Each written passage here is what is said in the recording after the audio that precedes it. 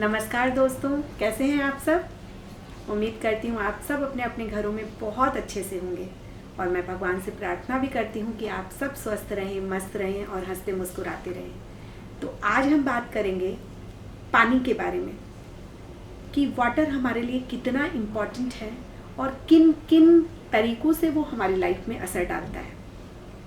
तो मैं सुनीता आप सबके साथ आज इस विषय पे चर्चा करूंगी। अपनी बात आगे बढ़ाती हूँ उसके पहले प्लीज़ आप सबसे एक रिक्वेस्ट है कि आप मेरे चैनल को ज़रूर लाइक करें, सब्सक्राइब करें, ताकि मेरे आने वाले वीडियोस की इन्फॉर्मेशन आप तक तुरंत पहुँच सके। तो अब हम बात करते हैं पानी के बारे में। दरअसल पानी पे मैंने एक वीडियो पहले भी बनाया था, जिसके बाद कई सारे मेरे पास कॉल आए और कई सारे लोगों ने मैसेजेस किए कि उसको मैं थोड़ा और इलोब्रेट करके थोड़ा और विस्तार पूर्वक आप लोगों को बताऊं। तो आज उसी के ऊपर हम चर्चा करेंगे। अभी तक हम सिर्फ ये जान रहे थे, या मैंने उस वीडियो में केवल यही बताया था कि पानी हमारे फिनेंस को देखता है, इसीलिए हमें उसे वेस्ट नहीं करना चाहिए। अभी अगर मैं उसे रूट लेवल पे बताने की बात करूं तो मैं आपको एक एग्जाम्पल के साथ बताना चाहती हूँ कि जैसे सपोज़ हम कोई पौधा भी लगाते हैं, तो पौधा लगाने के बाद हमें सबसे पहले किस चीज़ की ज़रूरत होती है। जैसे ही हम मिट्टी में लगाते हैं तो उसके बाद सबसे पहले हम उसमें पानी डालते हैं। उसी तरीके से हमारी लाइफ में भी हमें अपनी क्रिएटिविटी के लिए, हमारे अंदर जो भी कुछ होता है उसके लिए पानी की बहुत ज़रूरत होती है। वाटर मेन एलिमेंट होता है हमारी बॉडी का। हम सब ने पढ़ा भी होगा और सुना भी है कि हमारी बॉडी में 70% वाटर है। हम जिस जगह पे रहते हैं, यानी जो हमारा अर्थ है, अर्थ में भी 70% वाटर होता है। तो वाटर एलिमेंट हमारी लाइफ में बहुत इम्पॉर्टेंट रोल प्ले करता है। वाटर को हम हमारे इमोशन के साथ भी रिलेट करते हैं। तो लाइक जब भी पानी में वाटर को हम मून के साथ यानी चंद्रमा के साथ भी रिलेट करते हैं, तो आप इससे देख सकते हैं कि वाटर कई जगह पे अपना असर डालता है। वाटर को हम फिनेंस से भी रिलेट करते हैं। तो अगर हम समझें तो पानी का मतलब सिर्फ पीकर अपनी प्यास बुझाना नहीं होता है। एक पानी इतने सारे चीज़ों पे अपना असर डालता है। हमारे इमोशन लेवल पे, अगर फिनेंस की बात करें तो ये लाइफ की सबसे यूँ कह सकते हैं कि आधारभूत चीज़ है।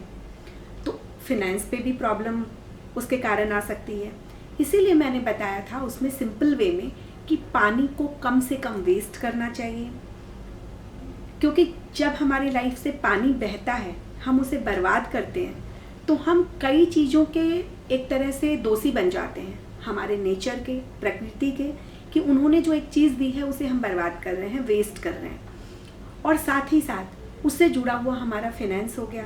तो यानी फाइनेंस से रिलेटेड हमारा कैश फ्लो वो पानी बताता है। तो हमारा कैश फ्लो एक तरह से कैसे बर्बाद होता है, कैसे वो वेस्ट हो जाता है, हमें पता नहीं चलता।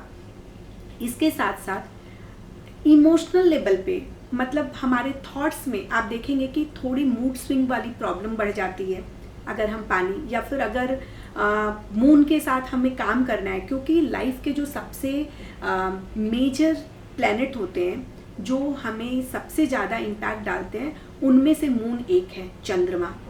क्योंकि चंद्रमा जब डिसबैलेंस होता है और मूड स्विंग करता है तो बहुत सारी चीज़ें हमारे साथ अच्छे होते हुए भी हम उसे तरीके से हैंडल नहीं कर पाते। तो आप सबको मून से रिलेटेड या पानी से काम करने के साथ आप बहुत सारी चीज़ों पे एक साथ काम कर सकते हो। लाइक अगर आप अपने वाटर को अगर आप ठीक से रखते हो, पानी वेस्ट नहीं करते हो, तो वाटर एलिमेंट के साथ जैसे ही आप काम करोगे तो आपका उससे रिलेटेड होता है सैक्रल चक्रा। आपका वो चक्रा ठीक हो जाएगा।